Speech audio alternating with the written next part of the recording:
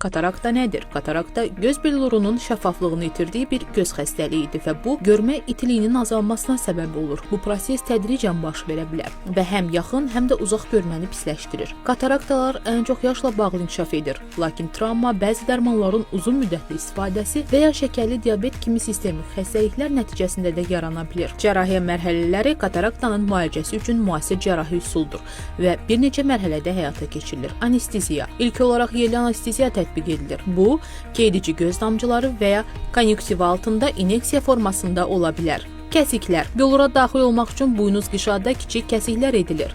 Bəbəyin genişləndirilməsi. Bəbəyi genişləndirmək üçün ön kameraya xüsusi maddə yeridilir. Kapsuloreksis. Billur kapsulunun daha yaxşı görməsi üçün tirpan göyü rəngindən istifadə edilir. Daha sonra ön kameranın dərinliyini qorumaq və buynuz qışanı müdafiə etmək üçün viskoelastik maddə vurulur. Maşalar vasitəsilə 5,5-6 mm diametrli dairəvi bir açılış yaradılır. Hidrodiseksiya. Billur nübəsinin hərəkətliyini artırmaq üçün hidrodiseksiya və hidrodinesiya aparılır. Ultrasəs uculuğu kəsikdən daxil edilir. Billuru parçalamaq üçün xüsusi alət istifadə olunur. Parçalama və aspirasiya.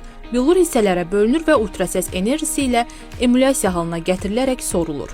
İol implantasiyası. Viskoelastik maddə ilə doldurulmuş kartric vasitəsilə yumuşaq elastik süni billur gözə yeridilir və billur kisəsinin mərkəzində yerləşdirilir. Yekun, əməliyyatdan sonrakı dövrdə təzyiqin artmaması üçün viskoelastik maddə təmizlənir. Sonra kəsik yerlərinin tam bağlanmasını təmin etmək üçün kənarların nəmləndirilməsi həyata keçirilir.